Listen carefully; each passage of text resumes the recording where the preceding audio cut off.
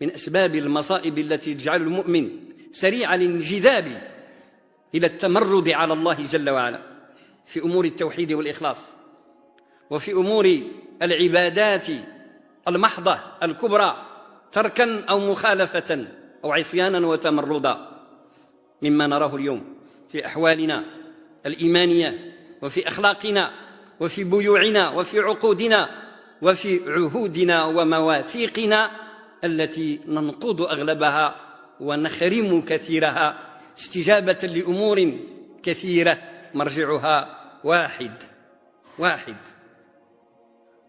هو عدم الثقة بالله جل وعلا، لأننا نعتقد آنئذ إذ نخرم هذا الأمر أو نخالف هذا النهي أننا بذلك سنكسب ربحا أو نكسب مصلحة دنيوية أو نكسب زواجا أو بيتا أو رفاهية أو منصبا إلى غير ذلك من المطامع التي تجعل الإنسان يخالف أمر الله عز وجل ويكون من المتمردين على شريعته.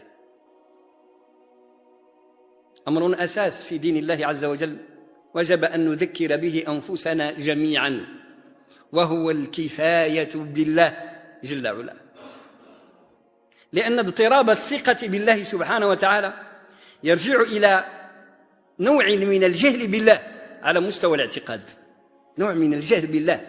نحن مسلمون والحمد لله لا شك، لكننا نعاني من جهل جزئي وقد يتسع على حسب وضع الإنسان وقربه أو بعده من الله جل وعلا ومن كتاب الله سبحانه وتعالى القرآن الكريم وسنة نبيه عليه الصلاة والسلام، جهل به سبحانه بما ينبغي لجلال وجهه وعظيم سلطانه من حقائق ربوبيته، أي بما هو رب للعالمين الذي نحمده سبحانه وتعالى كل صلاة أن الحمد لله رب العالمين، الحمد لله رب العالمين مبتدأ الفاتحة ومبتدأ القرآن الكريم وأساس الصلاة على الأبد دائما صباح مساء، واجبا في عنق كل مسلم أن يحمد هذا الرب بهذه الصفة، رب العالمين، أي مدبر أمر الكون والملك والملكوت. ثنائية ينبغي أن تعلم وأن تعتقد وأن تستحضر لدى المؤمن دائما وأبدا الليل والنهار في كل تصرفه، فإذا حضرت أمن كثيرا من الزيغ والضلال. هذه الثنائية تشبه إلى حد بعيد الثنائية التي خلق الإنسان عليها وفطر عليها، يعني كما أن الإنسان مبني على ثنائية، جوج حوايج يعني ثنائية، الروح والجسد أو الروح والطين، والروح حاكم على الطين ولا ينبغي أن يحكم الطين على الروح، يعني هذا الأصل في الفطرة التي فطر الله الناس عليها، أن تكون هذه الروح مهيمنة، فطرة الله التي فطر الناس عليها لا تبديل لخلق الله، لأن الجانب الغرائزي إذا سيطر أغرق الروح في وحل الشهوات، فهكذا الجسم وهو واضح معلوم لدى العامة والخاصة، هذه الثنائية في تكوين الإنسان روحا وجسدا، وهو نص القرآن الكريم، يعني ما ينتج عن ذلك هو نص القرآن الكريم الذي وضحه سبحانه وتعالى بقوله ونفس وما سواها فألهمها فجورها وتقواها. قابل الإنسان للخير بالنزوع نحو الملأ الأعلى إشراقا وعروجا إلى صفاء الروح، وقابل أيضا للعكس للنزول والهبوط إلى الدركات السفلى استجابة لنوازع الطين.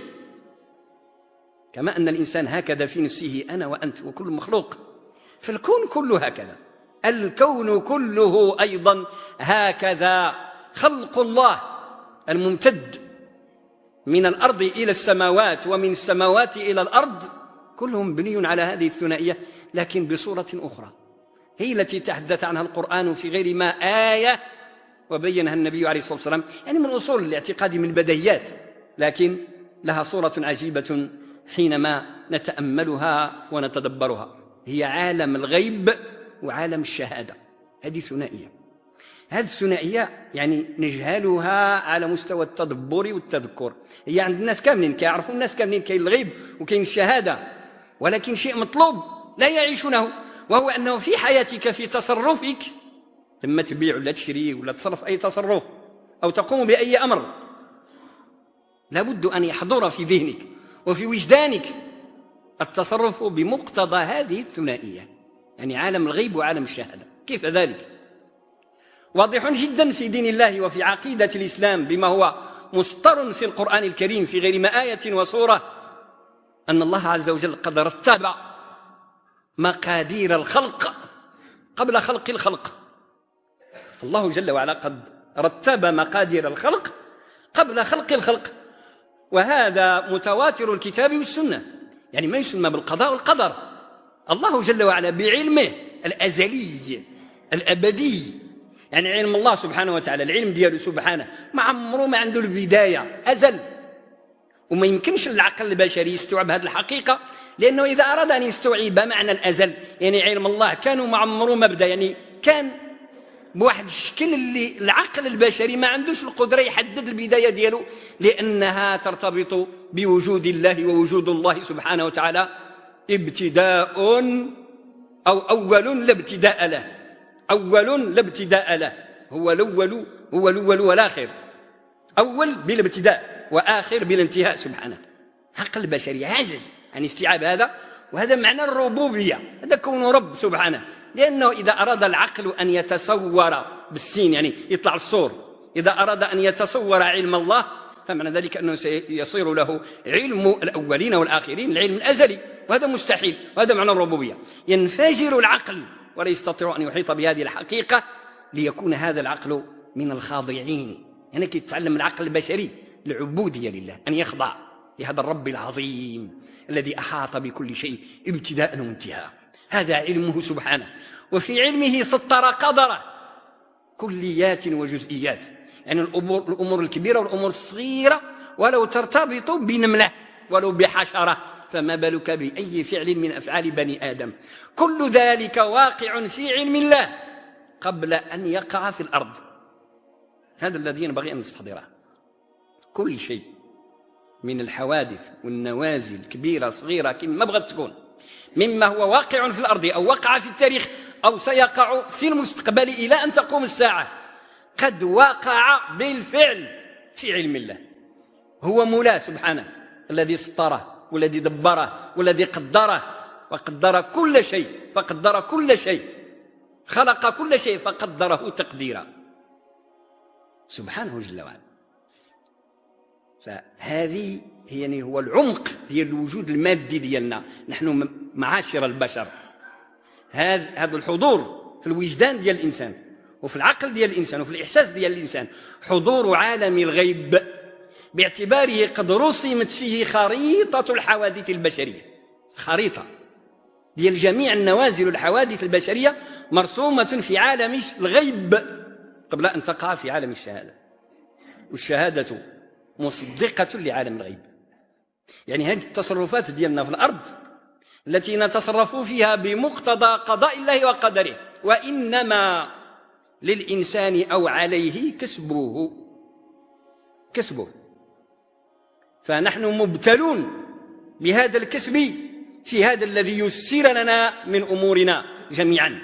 إنسان مبتلى بكسبه، إن خيرا فخير وإن شرا فشر، والحوادث واقعة في علم الله سبحانه وتعالى، علم من كل شخص ومن كل حادثة ومن كل أمر متى يقع وكيف يقع وكيف يقع وما نتائجه وما مقدمته وأسبابه. إذا حصل هذا للمؤمن فإنه آنئذ يتصرف في كل أموره بطمأنينة نفس، طمأنينة وسكينة إيمانية عميقة عالية تجعله يعلم علم اليقين بأنه لا يكون إلا ما كون الله ولا يكون إلا ما أراد الله جل وعلا، وأنك في تصرفك بالأسباب التي وجب أن تدخل فيها لأننا مكلفون بها. يعني هذا الشيء ما خصوش ينتج في الدين ديالنا كما هو معروف واضح بالنصوص الوفيرة الكثيرة. ما خصوش ينتج عقلية توكلية، يعني الإنسان يترخى وينعس ما يخدمش ما يتحركش، لا كلا، بل نحن مكلفون شرعا بالدخول في الأسباب. اللي ما ياخذش بالأسباب ديال العمل وأسباب ديال الخير فهذا مثله كالذي لا يصلي أو لا يصوم، لأن أسباب العبادة أن تعبد الله عز وجل وجب أن تعبده بأسباب من أفعال وحركات وهيئات.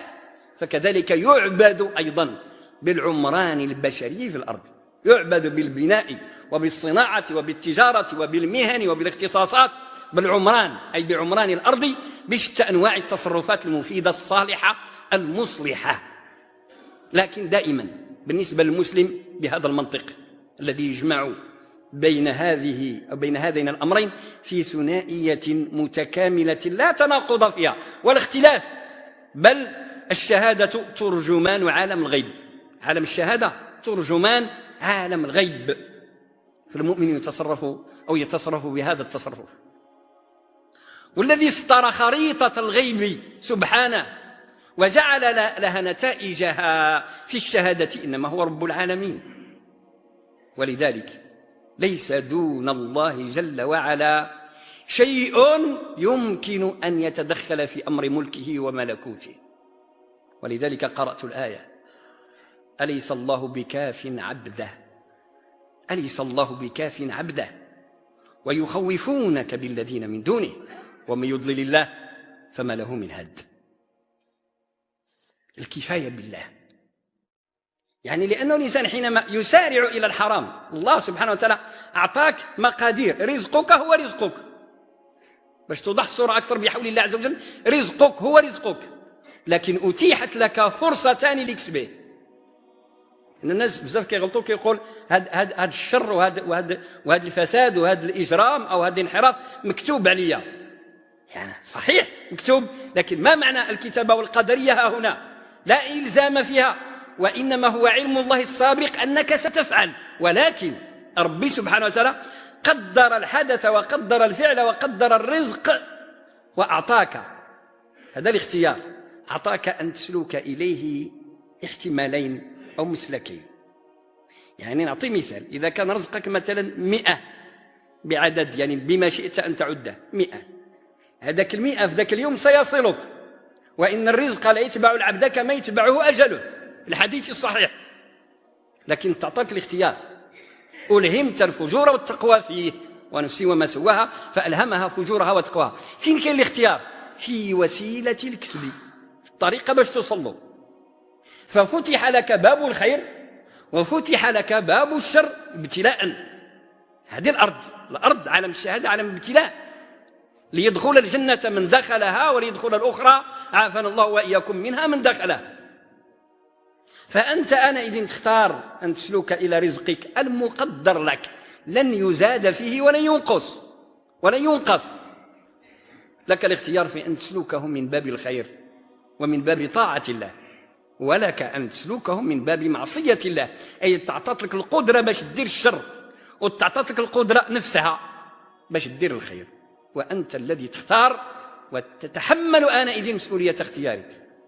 ولذلك يجي إبليس ويخوفك: الشيطان يعيدكم الفقر، يقول لك ما يمكنش إلا ما درتش هذه الطريقة وما خديتش هذا الرشوة وما اغتصبتش بهذه الطريقة وكذا وكذا وكذا، فإنك لن تصل إلى هذا العدد اللي هو 100، ويوهمك لا، العدد 100 ستصله قطعا. فجرب نفسك في طاعة الله وصد عنك باب الشر، وقل للشيطان لا، كلا، وافتح أبواب الخير على نفسك. سيصلك العدد نفسه، لكن ببركات وبزكوات، يكون مبارك، لأن الرزق الحرام ممحوق لا بركة فيه، والرزق الحلال طيب مبارك، يبارك لك فيه وفي وجوه استعماله، فيفتح لك باب الخير للرزق عينه. يعني صورة تتهيأ لك في صفتين: يطرق بابك رزقك المباح الحلال، فإذا لم تقنع به. يجي الشيطان يقول لك هذا ما كافيش، راه يمكن تحصل أكثر، فتسد الباب وتطرد رزقك المباح، ينصرف عنك، ويعاود يجي هو النيت نفسه رزقك بالمقادير عينها، لكن في غير صورة الإباحة، هذه المرة في صورة الحرام.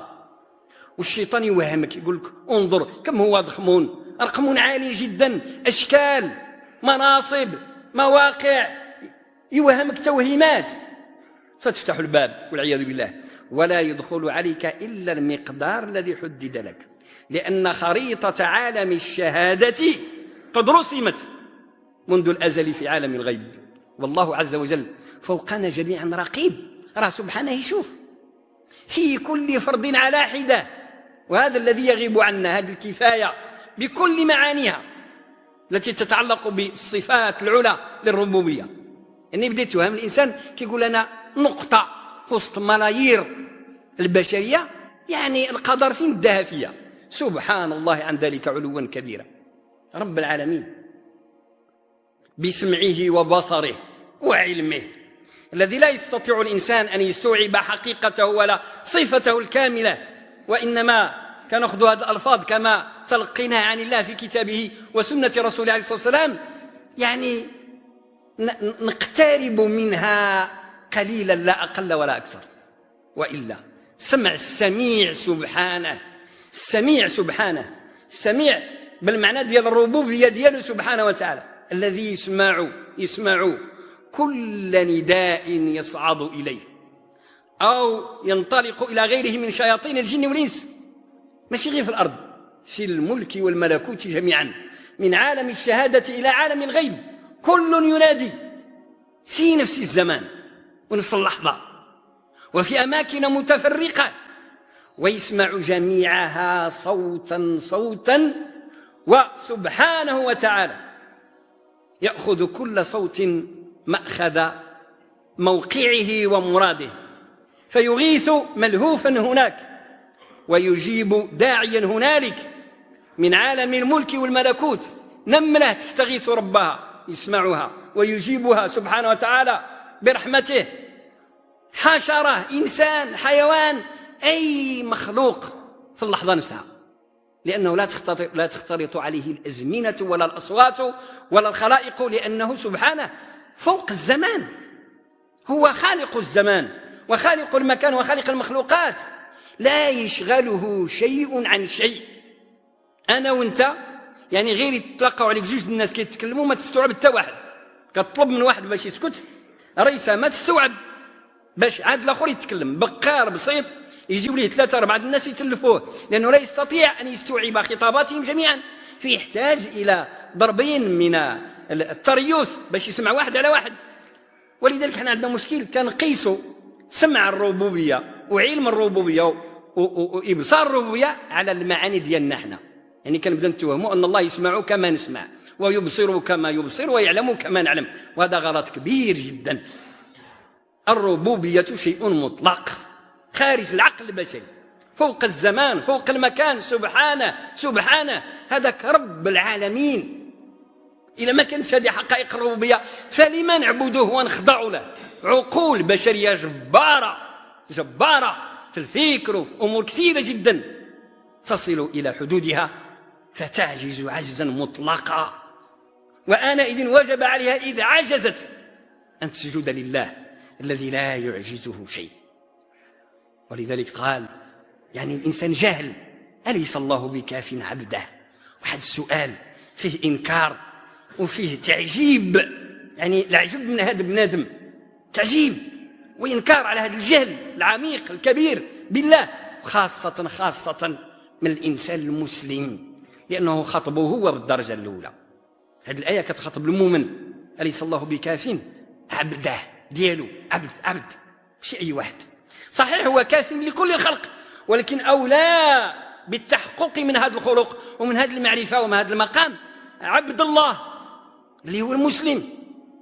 فما الذي جعل المسلم إذن يشك في قدرات الله؟ ما الذي جعله يضطرب حتى يفقد الثقة بالله كليا أو جزئيا فيسارع إلى فتح أبواب الحرام عليه؟ ربي قادر، هذاك الوسواس وهذاك الهم اللي راه مأرقك باش انت فتحت الابواب ديال الحرام عليك. هذاك المراد وذاك المقصود لو طرقت باب الله صادقا لفتحه لك. لا تشك في الله، أليس الله بكاف عبده؟ فالشيطان وشياطين الجن والإنس يخوفوك، يقول لك لا، إلا درت هذا غادي يقطع لك رزقك، هذا غادي يفعل بك كذا وكذا، ويخوفوك ويخوفونك بمن؟ بالذين من دونه، اللي قل منه.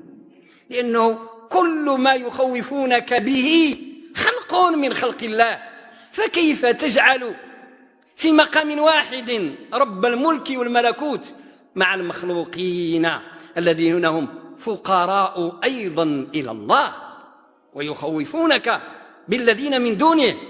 مقارنة سيئة وغرور كيوقع الإنسان وجهل. رب العالمين مستو على عرشه يدبر أمر مملكته بقدرته وسطوته وعلمه من فوق 7 سماوات، محيط بكل شيء.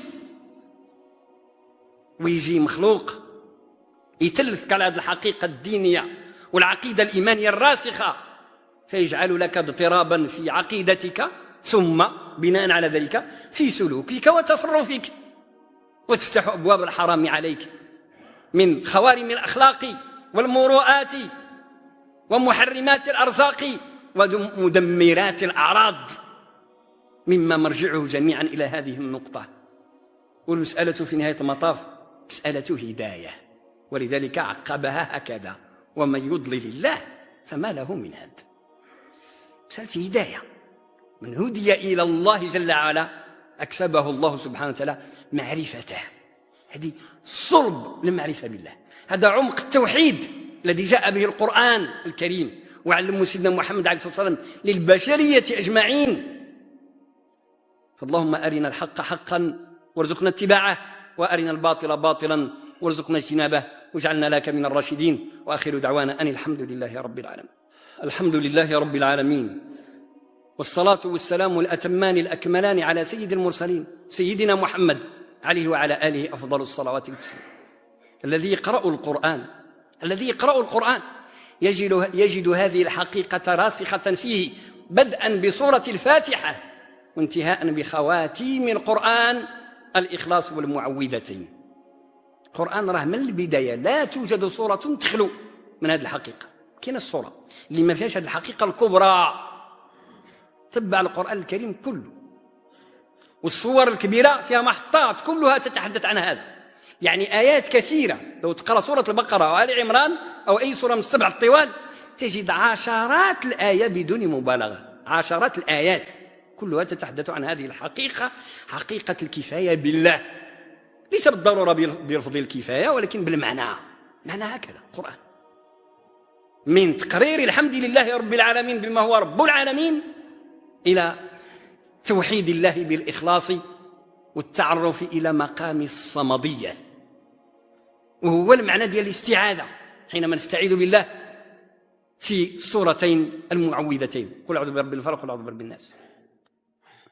ولذلك المؤمن البصير حقائق القرآن وهي ماشي معقدة، راه بسيطة. خص غير القلب يكون عنده انفتاح على الله، ينفتح قلبك وروحك على شلال القرآن فيتنزل عليك بالمعاني الرحمانية. يكفي تعرف المعاني العامة، ما تحتاجش الدقائق والتفاصيل ديال الآيات، هذاك شغل العلماء. لا، نحن في حاجة فقط للمعاني العامة لأنها ميسرة. لهذا المعنى القرآن ميسر: ولقد يسرنا القرآن للذكر فهل من مدكر. حقائق التدبر والتذكر باش القلب يعمر بالإيمان والحقائق الإيمانية لا يحتاج إلى علم غزير، وإنما يحتاج إلى صدق غزير وإقبال على الله صاف. وقد رأينا ونرى دائما عوام عندهم من الإيمان ما لا تجده عند بعض الخواص من أهل العلم بسبب فارق الصدق في الإقبال على الله توحيدا وإخلاصا. الصمد سبحانه جل وعلا. أردت أن أتحدث عن هذا الجانب مثلا مبسطا، لأن كل الناس من المسلمين يقرأوا قل هو الله أحد الله الصمد، لم يلد ولم يولد ولم يكن له كفوا أحد. هذه الوحدانية والفردانية التي تقررها هذه السورة التي تعدل ثلث القرآن كما قال النبي العدنان عليه الصلاة والسلام، موجودة قلت في كل القرآن، وهي من الآثار ديالها كي تخرج الكفاية، هي منها يخرج هذا المعنى الذي قرأناه قبل: أليس الله بكاف عبده إذا اتخذته صمدا فعلا وجدت الكفاية مشاهدة، فتوجدها وتشوفها بعينك، لكن لو اتخذته صمدا. الصمد في العربية القديمة كانوا العرب يطلقوا على الحاجة اللي يلجؤوا لها في الفزع. الإنسان من اللي يخاف أو يترهب من عدو بشري أو حيواني وحش مفترس، الإنسان العربي يهرب في الفلاة والصحراء، عادة يصعد إلى الجبال. هذه الجبال حينما تكون لها طبيعة صخرية، حجر صلدة ملساء، تسمى صمدا عند العرب. صمد إلى صخرة، هذه الصخرة يسموها صمد، كتكون عادة كدية كبيرة على رأس الجبال، يصعب جدا التسلق إليها، ولا تستطيعها الوحوش والحيوانات لأنها تنزلق وتسقط ولا تستطيع أن تتسلقها. يعني الإنسان كيوجد الأمان ما يطلع فوق ديك الحجرة، صخرة عظيمة جدا، كيوجد الأمان، يعني النفس ديالو كترتاح لأنه يعتقد ويظن بأنه قد آمن إذ صمد إلى هذه الصخرة، فهي صمده بهذا المعنى اللغوي العادي. والقرآن كله مخوذ من كلام العرب، وله المثل الأعلى سبحانه وتعالى. سمى نفسه الصمد بالتعريف، الذي إذا صمد إليه العبد، يعني صمد إليه، من هنا جت كلمة الصمود، يعني يستعملوها في العربية المعاصرة، يعني الثبات كذا إلى آخره، كلها جاي من هذا الأصل هذا. إذا صمد العبد إلى الصمد شعر بالأمان الحق والضمان الكامل، لأنك صمدت إلى صمد لا تستطيعه الخلائق جميعا من الإنس والجن، يعني عندك الضمان الكامل. الله الصمد بهذه الجملة الاسمية القوية العالمية، الله جل وعلا بما هو الاسم العلم الجامع لكل الأسماء الحسنى ولكل الصفات العلى، هو سبحانه دون سواه الصمد، اللي إذا مشيت له ودقيت بابه وفتح لك سبحانه وتعالى تهنى، لن تجد بعد ذلك أرقا ولا فزعا ولا خوفا ولا عدو يستطيع الوصول إليك، لأنك استجرت بمن يجير الكون كله. يعني والله هذه الآية أو هاتان الكلمتان، الله والصمد، الله الاسم الكبير والصمد اسم صفة من الصفات دياله، لهما أثقال في هذه الصورة من السماوات والأرض جميعا. غير جوج كلمات، ماشي قل هو الله أحد كلها، لا، غير جوج كلمات فقط منها، الله الصمد لا أثقل من السماوات والأراضين جميعا. مش غير هكذاك، رب العالمين قال: لو أنزلنا هذا القرآن على جبل لرأيته خاشعا متصدعا من خشية الله، بأنه كلام الذي إذا صمد إليه عبد من عباده أمين الأمان التام، وصار قويا بقوته غنيا بغناه سبحانه وتعالى، أقوى مخلوق في الأرض من تحقق من مفهوم عبد الله، اللي تحقق فعلا من هذا المعنى ديال جعل من نفسه بالمجاهدة دياله بالصدق دياله عبد لله، فهو أقوى مخلوق وأغنى مخلوق، لأن الله يتجلى عليه سبحانه وتعالى بأسمائه الحسنى، وهو القوي، فيكون عبده قويا بهذه الإضافة، وهو سبحانه وتعالى الغني، فيكون عبده غنيا بهذه الإضافة، وهلم جرى من كل معاني الأسماء الحسنى والصفات العلى التي أذن للمسلم أن يستفيد من بركاتها وأنوارها كلما كان عبدا لله. ومش غير هكذا، سيدنا محمد عليه الصلاة والسلام لما خير بين أن يكون ملكا رسولا أو عبدا رسولا، فقال: إني أختار أن أكون عبدا رسولا أو عبدا نبيا، أو كما قال عليه الصلاة والسلام في الحديث الصحيح المليح. لأن مقام العبدية هو أقوى مقام وأعلى مقام يمكن أن يصله الإنسان المؤمن على وجه الأرض على الإطلاق. فهذه الصمدية العالية الرفيعة التي إذا وقعت أنوارها وحقائقها الإيمانية بقلب العبد اعتقد فعلا أن الكفاية إنما هي بالله وبالله وحده وبالله وحده. فلذلك إذن نحن في حاجة إلى إعادة قراءة القرآن وتدبره من خلال هذا المنظار الرباني الصافي الجميل، وإعادة ترتيب حياتنا اليومية على وزانه. يعني اقرأ كتاب الله تستفيد علما غزيرا بالله جل وعلا، وعاود اقرأ حياتك اليومية، ارتب أمورك بناء على هذا، في أكلك وشربك، في نومك، في يقظتك، في عملك، في علاقتك مع مستخدميك ومع رؤسائك ومرؤوسيك، في علاقتك مع المؤسسات الاجتماعية والسياسية والإدارية، في علاقتك مع الأفراد، مع كل شيء مع كل شيء مع كل شيء. وأنا إذن أستطيع تحدد الاختيارات ديالك، يعني التصرفات ديالك بناء على معنى كونك عبدا لله، وتجد أن الكفاية بالله تنير قلبك وتهدي سبيلك، ثم قبل ذلك وبعد ذلك تجعلك مطمئنا تمام الطمأنينة. ما عمر ما يشدك الخوف ولا القلق ولا الأرق من أنك لو فعلت لكان ولو لم تفعل لكان، كلها وساوس الشيطان. أليس الله بكاف عبده ويخوفونك بالذين من دونه ومن يضلل الله فما له من هاد. اللهم اجعلنا من التوابين واجعلنا من المتطهرين واغفر لنا أجمعين برحمتك يا أرحم الراحمين يا رب العالمين. اللهم ثبت قلوبنا واغفر ذنوبنا وفرج كروبنا يا أرحم الراحمين يا رب العالمين. اللهم لا تجعل في مجمعنا هذا ذنبا إلا غفرته، ولا هما إلا فرجته، ولا كربا إلا رفعته، ولا مريضا إلا شافيته، ولا مدينا إلا أغنيته يا أرحم الراحمين يا رب العالمين. اللهم لا تجعل منا أحدا يسألك حاجة من حاجات الخير إلا قضيتها له يا أرحم الراحمين، بعفوك وبغناك وبفقرنا وحاجتنا إليك. لا ملجأ لنا منا إلا إليك، ولا منجا لنا منك إلا بك، ولا حول ولا قوة لنا إلا بك. سبحانك سبحانك أنت الملك القدير، سبحانه رب السماوات والأرض. فأكرمنا برحمتك وادخلنا في عفوك يا من هو العفو الغفور، يا من هو العفو الغفور، ويا من هو الرحمن الرحيم. اللهم إنا نسألك باسمك الأعظم الذي إذا دعيت به أجبت وإذا سئلت به أعطيت. اللهم إنا نسألك به وبأسمائك الحسنى جميعها ما علمنا منها وما لم نعلم، أن تجعل القرآن الكريم ربيع قلوبنا وجلاء غمنا وهمنا ونور أبصارنا وبصائرنا. اللهم ثبتنا به واهدنا به وداونا به وأغننا به وانصرنا به يا أرحم الراحمين يا رب العالمين.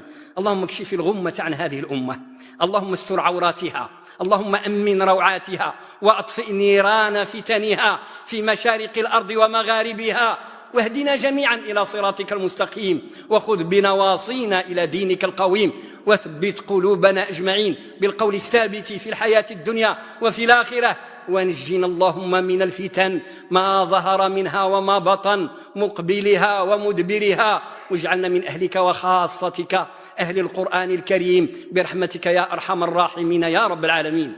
اللهم يا أرحم الراحمين ويا رب العالمين، اللهم وانصر ملك البلاد أمير المؤمنين محمدا السادس، اللهم انصره ولا تنصر عليه، واحفظه اللهم في ولي عهده المولاي الحسن، اللهم أنبته نباتا حسنا واجعله من الصالحين المصلحين برحمتك يا أرحم الراحمين يا رب العالمين.